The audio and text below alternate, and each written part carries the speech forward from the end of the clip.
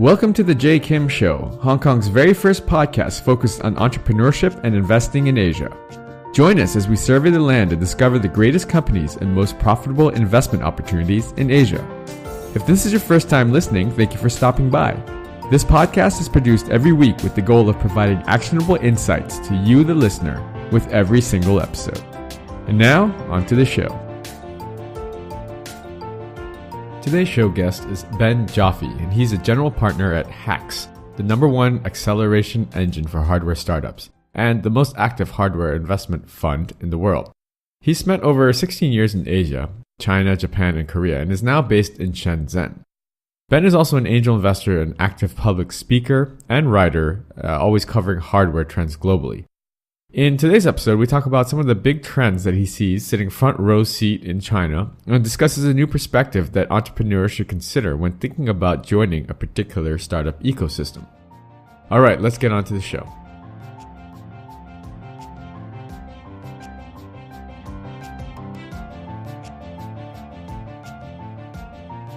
Hi, Benjamin. Thanks for joining us on the J. Kim Show. We're very happy to have you on. Hi, Jay. Thanks for having me.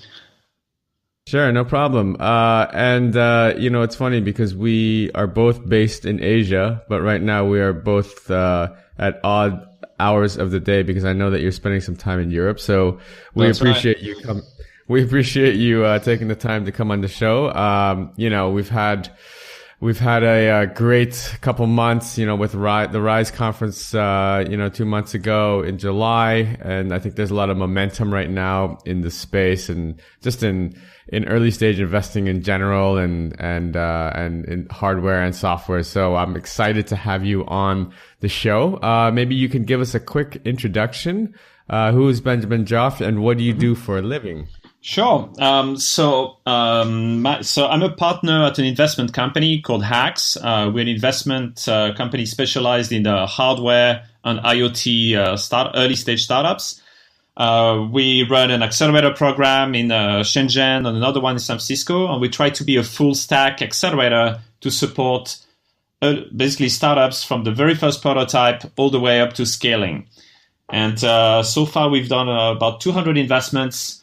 And that makes us actually the most active in the category.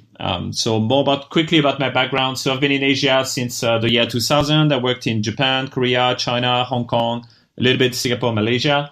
I've been in Silicon Valley and mostly in technology. Wow. So you've actually been in Asia longer than I have because I only moved here in 2005. Yeah. Despite me being of Asian descent. So what brought you over here at the very beginning? Have you always been in tech and always been in hardware? I'm probably, some people, they, very early on, they know what they want to do. And some other people, it's more like one thing led to another, and that I'm more in that category. Yeah. So when I was studying engineering, I picked up Japanese as a minor and corporate strategy. And that led me I'm originally from France, and when I graduated, I wasn't too excited about working in France and joining standard large company or consultancy. And I decided to move to Japan to combine my interest in Japanese, my interest in strategy, and my interest in technology. So I worked in Japan for a few years, initially covering different technology sectors, and then in telecom. And then I got curious about Korea, and then I got curious about China, and then one thing led to another. Yeah, it's funny. I meet a lot more one thing led to another guys than I knew what I was going to do from day one. But so you were actually in Japan. Yeah, you were actually in Japan. I was in Japan in 2003 to 2004, but I was in banking. Oh. So you were probably there when I was there. Yeah, I was there until 2004 roughly, and then I moved to Korea, and it was really a special time, and that really opened my eyes on a lot of things because. I mean, if you were around at the time, you probably remember seeing really advanced mobile phones on great broadband and a bunch of other things ranging from contactless payments and all those things that were already mature in Japan, but that the rest of the world was basically yet to discover. They all had brick phones from Nokia and everything. And at the time, everything that was going on in Japan was described as really odd and weird, and just because Japanese like gadgets and eventually it just spread everywhere, was reinvented everywhere. And that's where you realize that innovation happens really all around the world, and what's actually the challenge is to bring innovation from one place to another and find how to adapt to different ecosystems. So that's what that taught me, among other things. Yeah, it's been an exciting sort of decade and a half of growth globally, but particularly I'm excited about Asia. I mean, I started sniffing around the early stage startup scene in around 2008, 2009, after the financial crisis. The investment bank I was working for went under. So, I had some free time. So, but I remember at the time there was no scene here in Hong Kong for sure. Very, very nascent. And so I spent a lot of time flying back and forth to Silicon Valley, just trying to learn, educate myself on tech and this sort of thing. But, it's come a long way from there, and I'm very excited about that. And, this is evidenced by things like Rise this year was huge. It seems to get better and better each year. So let's talk about a little bit about Hacks and your journey that led you there. I guess after you were around the region for a while. When did Hacks start? Were you one of the starting partners, or did you join on shortly after? I joined shortly after. So Hacks started at the end of 2011. The first investment happened in 2012. At the time, I was running a consultancy. I had started in Beijing, covering researching innovation in the digital space across Asia, mostly Japan, Korea, and China. So I had a team of consultants working with me, Japanese, Korean, Chinese, and we're working with international clients. And on the side, I had started to do some angel investments because I enjoyed a lot working with early stage startups and founders. And the founder of Hacks, there's actually two founders. One is more of an operations guy, and another one is more basically the entrepreneur who had exited a company already, went IPO. So his name is Sean O'Sullivan, and the operations guy is named Cyril Ebersweiler. So one is American, the other one's French, and he invited me to basically help select startups. And eventually, one thing led to another. I said, okay, well, I don't really know anything about hardware. Mechanical engineer by training, but really I mostly did strategy. And anyway, so he said, well, actually, you understand startups and strategy, and don't worry about the technology aspect too much because we got that covered. What we need to make sure of is whether the entrepreneurs make sense and whether the business makes sense. And that's where we need help.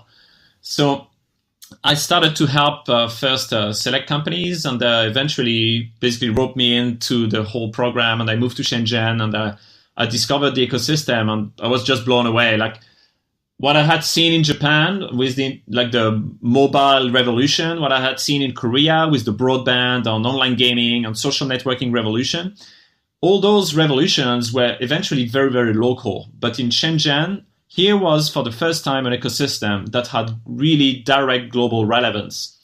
And it was already relevant for big companies for quite a while. And it was kind of the secret garden. Like all the big companies were making their stuff there. But for startups, that was really a novelty to be able to access that supply chain. And that's what Hacks tried to enable. And I felt this was really a chance to combine global ideas, global innovation, global entrepreneurs with the best ecosystems that were so far mostly the kind of property of big companies. So I joined, and then I joined for the fourth batch of the program. We're still very early on. Now we're about to start the 11th batch. Wow. And I would say at that time, we're doing a lot of consumer electronics, like more simpler products, mostly because the ecosystem itself around the world, 2012, 13 was still, Fitbit was a novelty, right? Right. But today, Fitbit is a commodity. So a lot of things have advanced a lot. And the projects we do today, we didn't even dream of doing them at the time because first, they didn't exist. Second, they would have cost a lot of money. But now a lot of things have changed, made this affordable, faster. And we now do a lot of health tech, a lot of robotics, and a lot of really, really exciting stuff. And I really get a sense that we get to see the future before the rest of the world, because the startups we work with have a prototype with 3 or 4 founders. And by the time it gets to market to a scale where it's noticed, that's going to be in 3 or 4 years' time.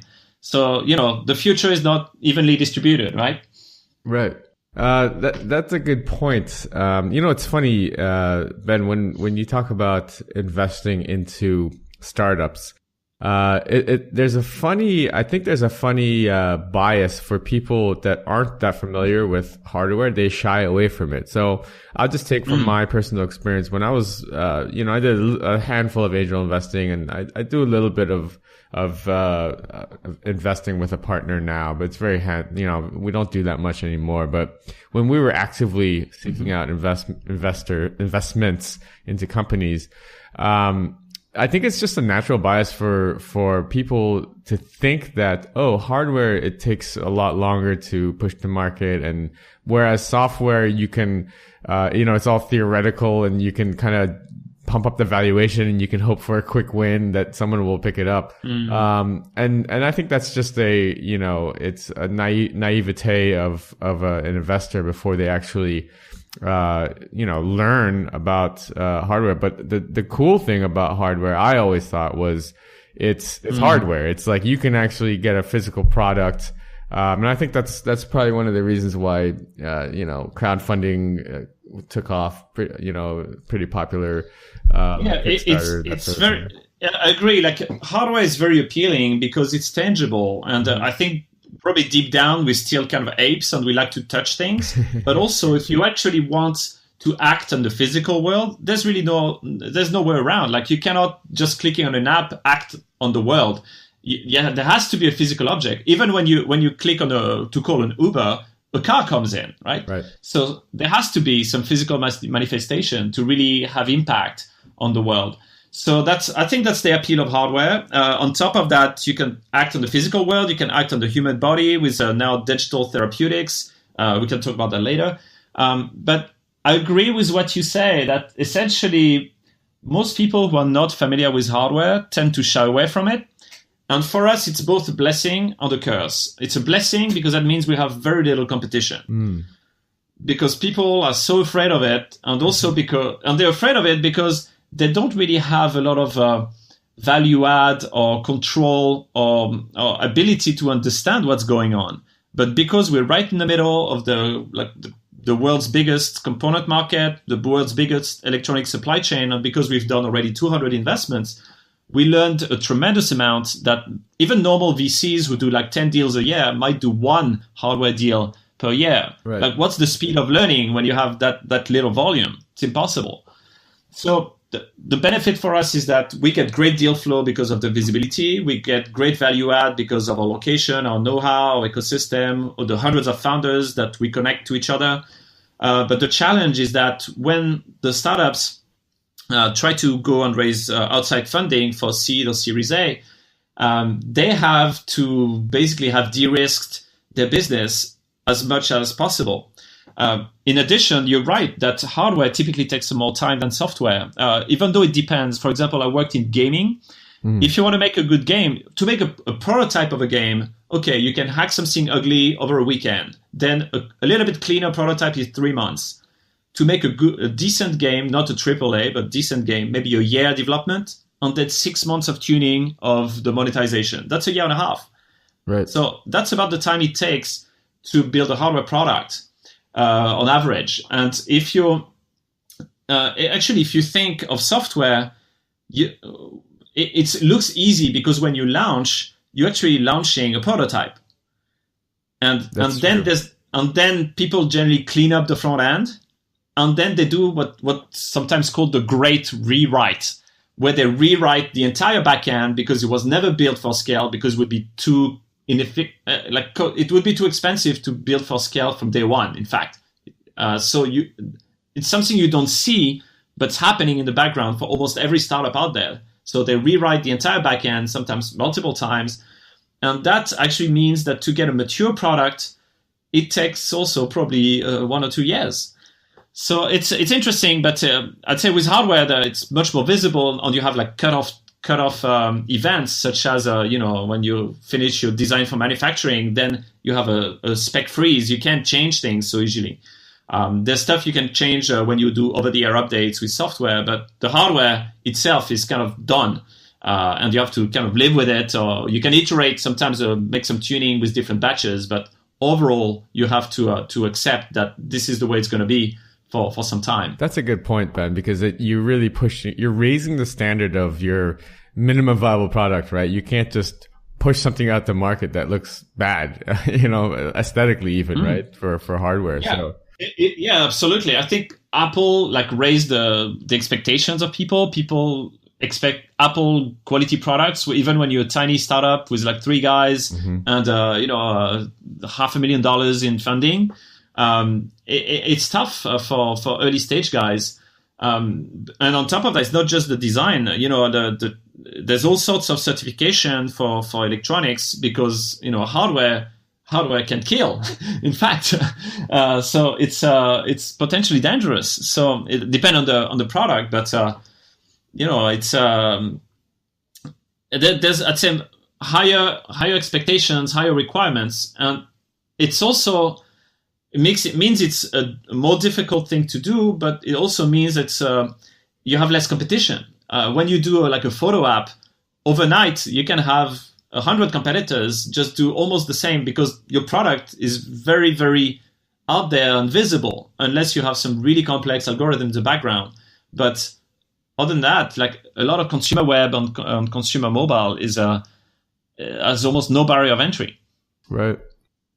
That's also a good point. Although I feel like because of sort of the opening up of Shenzhen, if you will, and the accessibility now, that time probably has reduced in the past for, let's say, a competitor or a copycat to come up and just hack together, if you will, a hardware solution that can compete against an idea that they sell out in the street. But yes, you're right. It'll take significantly longer, I would think, than pulling together something that's just software. Yeah.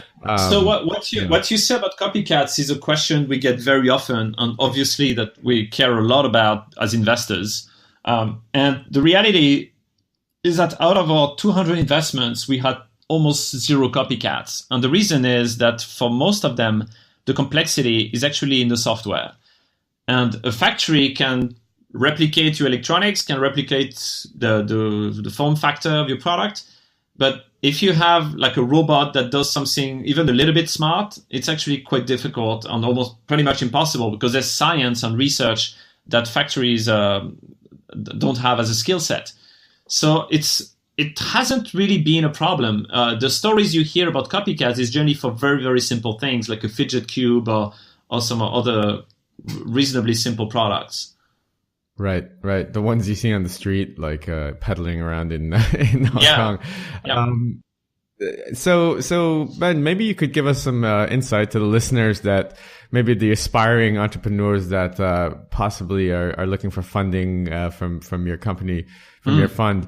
What are some of the key metrics or things you look at when you are investing into a startup? I know that you have an engineering background, but you're also good at I'm sure at spotting teams and founders, and so there's a big debate on the founder versus the idea, and I think most people lean towards betting on the founder and making sure that he's someone that the investor can work with. What are some of the things that you guys look for when you guys are looking to make an investment into a company? Yeah, I think probably a lot of investors would tell you very similar things in that sense that first, a team needs to get your attention. So they can get you generally what gets you attention is the idea, and it could be a little bit crazy, it could be a little ambitious, could be outrageous, or sometimes you can get your attention with a very high profile founder team that is doing something that might look mundane but is potentially good business. So we're trying to find the right balance between actually we try to basically get at the same time a strong team working on something that makes sense. But the most important for us is the team, because now we're quite confident that if you don't come up with a concept that's totally stupid, we can help you tune it so that it makes sense, as long as initially we're targeting a large enough market. We also like to see teams that have technology that's not easy to replicate. So these days we have a lot of roboticists a lot of machine learning people. We have medical doctors in teams. So the quality of the teams have really gone up a lot. So yeah, it's basically looking at the same time at the team, the idea, and the market. The prototype is also a good proof of what the team can do, because at the stage we're investing in, it's only a prototype, so there's basically no metrics in terms of revenue or usage generally. But I would say the thing that convinces us the most is if teams have talked to their to potential customers, and if customers are ready to write checks. That's pretty much the bottom line, right? If customers are knocking on the door demanding the product, then that's pretty good a sign, right? So what's sort of the process whereby a company can do they have to go through your accelerator in order to get an investment, or do you do just direct investment as well? Basically 90+% of our investments are via the accelerator. And the reason is that it helps us get to know the team and also increase their chances of success, because they spend time with our team, and we have close to 30 people now as a support team in Shenzhen. But they also get to enter our ecosystem and meet a lot of other founders. So in our office, there's about 100 founders of hardware startups coming from all around the world. You have like PhDs in this and that. You have doctors, and you have alumni teams also. Like, let's say you do a consumer product and you think about doing a Kickstarter. Just walk around our office in Shenzhen. You can talk to 3 teams that raised over $1 million. And, wow. It might sound mundane, but there's just 100 such startups in the world. That's it. And 11 of them came out of Hacks. So this is just an example. If you do consumer and you want to do crowdfunding, but anything you need, like I have a little anecdote, kind of a funny story, that a team was kind of struggling because they were trying to find the right glue for 2 particular materials they were trying to glue together. And so they couldn't just use like super glue, because they needed something that was food grade, no smell, waterproof. So there was all those constraints, and they were basically starting to look into buying tons of different glues to test them with their materials. And then another team walked by, or they discussed during a break, and we also have like some exchanges where teams like share their technical challenges with other teams. And another team said, "Oh, you should talk to a glue guy." I was like, so they were like, "What do you mean you have a glue guy?" I said, "Well, we have a team member. They had the exact same problem, so he researched a bunch of glues. So now he knows a lot about glue." And it was just, two desks away. And the guy solved the problem in 10 minutes. That would have taken days. And that's just one aspect. Like, the benefit of Shenzhen and the Hacks ecosystem is really all about speed. If you can do a prototype every week instead of one per month, you just go so much faster. If somebody can solve your problems with 10 minutes conversation instead of you figuring out by yourself or looking online, it goes much, much faster. And really, time is of the essence for startups in terms of time to market, in terms of burn rate, in terms of a competitive advantage. So that's really the opportunity there with the ecosystem we built. That's awesome. A glue guy, the most active hardware investor in the world. They have a glue guy. Be the glue guy. That's enough of a compelling reason for anyone to want to be a part of that. So, being up in Shenzhen, I want to ask you a little bit about what your views on China are. Obviously, Shenzhen it's called the Silicon Valley of hardware. It's very exciting going up there. I've been up there a number of times this year, and it seems like every single time I go, it's just getting more and more exciting. What's really exciting you about Shenzhen, the scene, China, or maybe any sort of trends that you see in hardware that really excite you? Yeah, I'd say the most exciting about Shenzhen to start with is just the energy and the speed.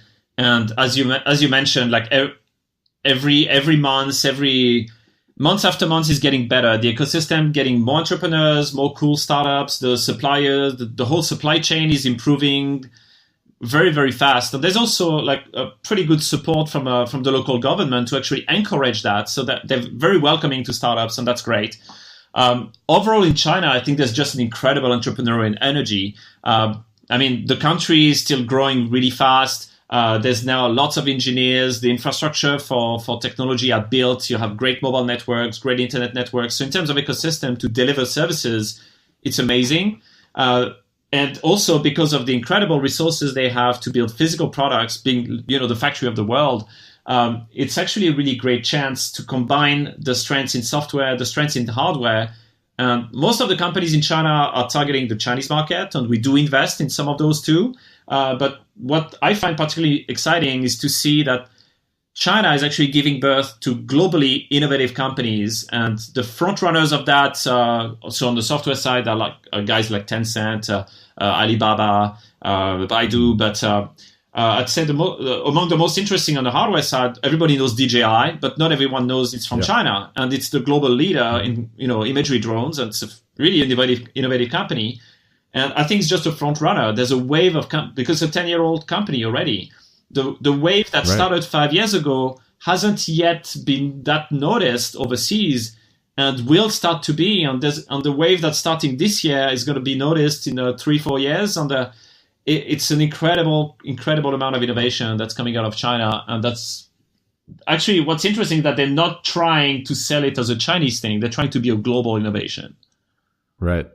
Yeah, it's really exciting, I think, as well. And it's funny how, made in China used to be a joke and a negative connotation, but we are right on the cusp where, like you said, both on the software and the hardware side, within the next 5 to 10 years, a lot of these Chinese companies are just going to be at a global standard to the point where, they'll become household names. And I think that's very exciting, right in the center of that. Which, are there any of your portfolio companies that you are particularly excited about that you're allowed to talk about? Sure. Yeah. Most of them are announced on public. The only group that's not yet announced is the one that graduated a few weeks ago. We're having our demo day in San Francisco mid-September, so they will be announced then. But I'd say the most iconic for us at the moment is actually a Chinese company called MakeBlock. And it's a company that does robots for education. So you can assemble your own little robots. They actually expanded to do even like DIY drones that you can program. So it's like for a little bit older kids. And this company is doing fantastic. So they came out of Hacks about 4 years ago. It's a 5-year-old company. Now they have over 400 staff. Last year, I think their sales was like $20 million. They just raised a Series B of $30 million. The valuation is in the a couple of $100 million, and it's most of their sales are actually outside China, and that's really an exciting company for that, because when you look at the products, you actually have no idea where they're from. You're like, oh, it must be American, and there's to me, like one metric for quality is can you sell it in Japan? And actually, they just signed a deal with SoftBank to distribute their products in Japan, because Japan love high quality. They're ready to pay good money, but they want basically over quality. So they're very demanding customers. But SoftBank thought that this product was a good match, and now they're distributing there. And so that's really good company. So this one is a little bit older type of technology. It's not actually super high tech. They do just a very good combination of hardware and software. And they grew very fast, and they grew very well. But if I talk more about like the things that are a bit more out there in the recent graduates, we have one company that does a brain stimulation device that helps to treat depression. So it's basically using kind of a 9-volt battery to send you low currents into your brain, so that it's basically stimulates your neurons and lights up the areas that were kind of shut down when you're depressed. So that's recognized as a therapy, effective therapy. But what's really new about it is that they're making a consumer device. And they start with depression because it's a clear pain point, but eventually that could go into, stimulating for other things, including performance, memory, and a lot of different things. So that's one interesting company. We have a number in the health tech that are quite exciting for that. We have also in a digital fabrication, we have a really interesting company called Wazer. So you're probably familiar with laser cutters. So they cut with lasers. Yes. And those are great for fabrication because you can cut like plastic and wood, but you cannot cut hard materials. So what this team has done is that they created basically a machine that cuts with pressurized water with garnet sand that's mixed into it. So it can cut anything. It cuts steel, it cuts ceramic, it cuts everything. And that's a desktop size, like workbench style. And they went on Kickstarter. They sold for over $1 million worth of machines, and now they're ready for preparing for shipping. So that's really, really good. It's a really good tool because it's so versatile.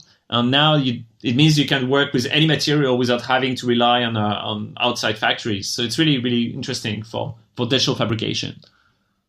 Very cool. Very cool. Thanks for sharing some of those companies with us. Well, Ben, it's been a real pleasure having you on. Just a couple of questions as we look to wrap up. You've been very insightful today, so we appreciate that. What are there any things that you're working on personally, or maybe at Hacks that you want to share with the audience right now? I know that you've given a lot of talks, and you're a public speaker, and you've done a lot of writing and this sort of thing. Is there anything personally that you are working on? Yeah, so actually, I've been researching innovation ecosystems for several years, and I wrote a few articles on that, and I'm trying to understand what really makes Silicon Valley different, or what are the opportunities for the locations. And initially, I broke it down in a number of parameters, like around market size, capital access, infrastructure, regulations, talent. But a lot of those you cannot really change. And one parameter, what kind of eluding me, was a parameter called culture, around like entrepreneurial culture. Because, people say, oh, this culture is more like risk-taking, this one is more risk-averse. And I was trying to crack that aspect, because you cannot change the size of your market. You can just change your ambitions of what you're going to target. But if you're in Hong Kong, if you target Hong Kong, it's just the size it has, right? So what I recently discovered, or kind of understood, is that people are encouraged to be entrepreneurs, but depending on where you are, there's more or less risk in doing that. And it's not just about culture; it's about what kind of safety nets, and what kind of what's the penalty for failure. Like if I ask you to walk on let's say I draw a line with a brush on the ground, and I say walk that line, and if you step outside of the line, you can start again as much as you want. There's no penalty. And then you'll do it. You'll be successful. But if suddenly this is on a beam, like a high between two very high buildings, and I say, well, now if you step outside the line, you're going to fall, and you might break something or die.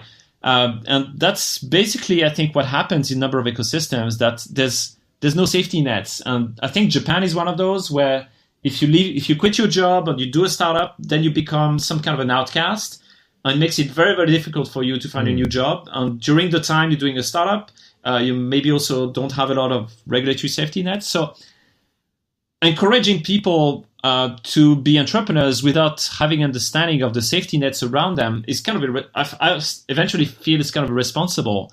And so as an entrepreneur, if you have a desire to do something, you have to think, what is the best ecosystem I could operate with that wouldn't be so punitive for what I do?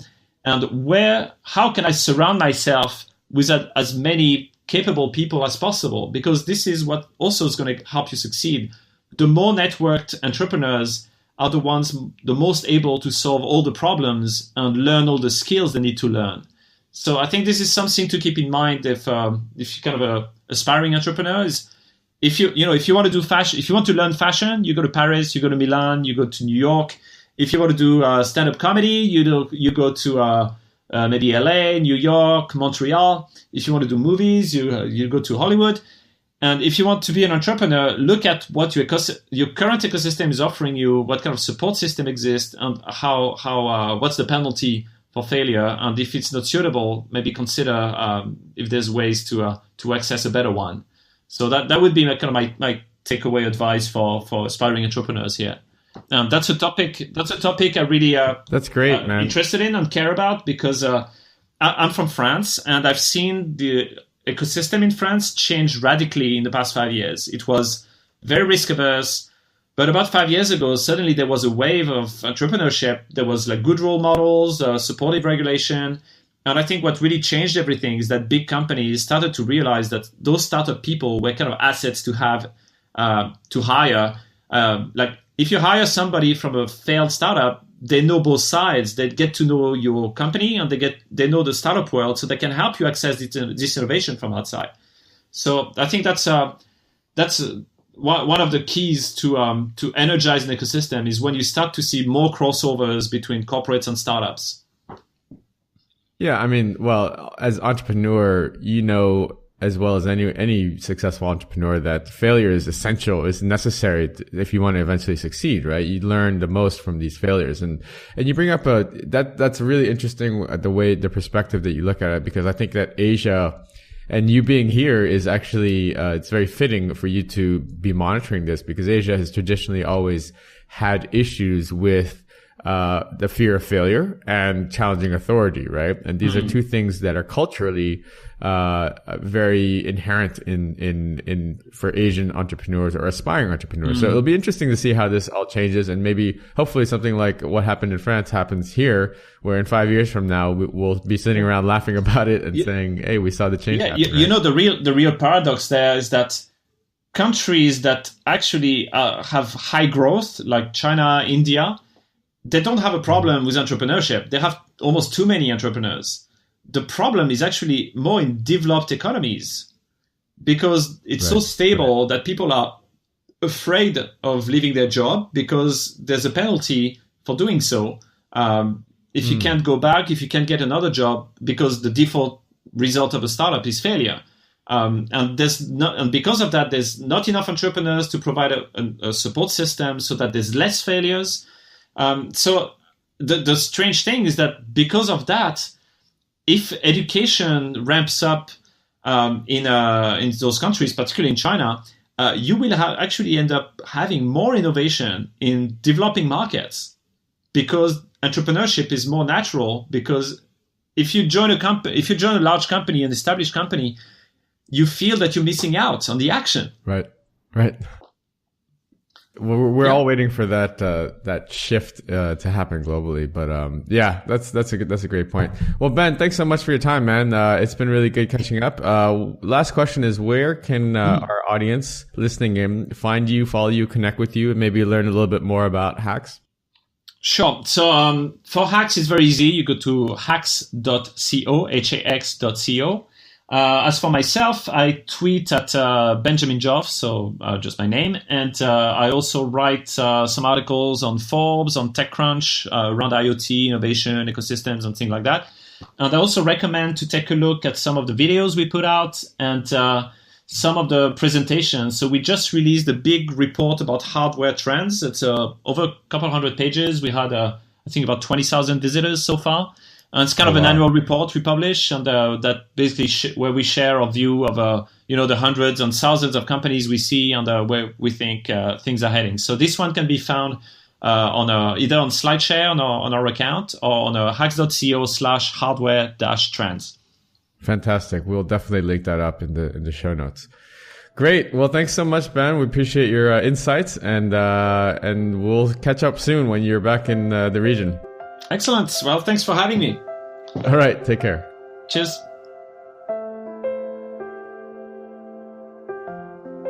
I hope you enjoyed today's episode. All the show notes and links can be found over at jkimshow.com. Come back often and make sure you subscribe, rate, and review.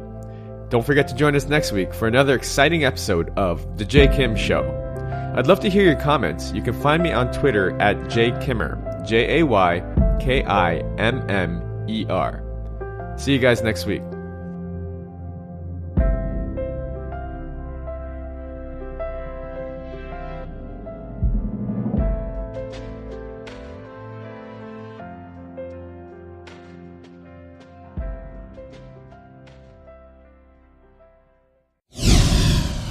This podcast is brought to you by Hack Your Fitness, the high achiever's guide to getting ripped in under 3 hours a week. If you're anything like me, you're probably working a full-time job or jobs and trying to find time to balance family life, social life, and last but not least, fitness. Look, I get it. I'm a full-time investor and entrepreneur myself, and father of two. So how am I able to stay fit year-round without spending hours and hours in the gym killing myself on the cardio machine? After struggling for the last 15 years trying every workout and diet under the sun, I finally designed a system that allows me to achieve and maintain single-digit body fat for life in under 3 hours a week. Cardio not required. Head on over to hackyour.fitness and download my free 13-page guide that teaches you the simple science behind efficient fitness and smart nutrition and gives you everything you need to know to finally take control of your life. That's hackyour.fitness.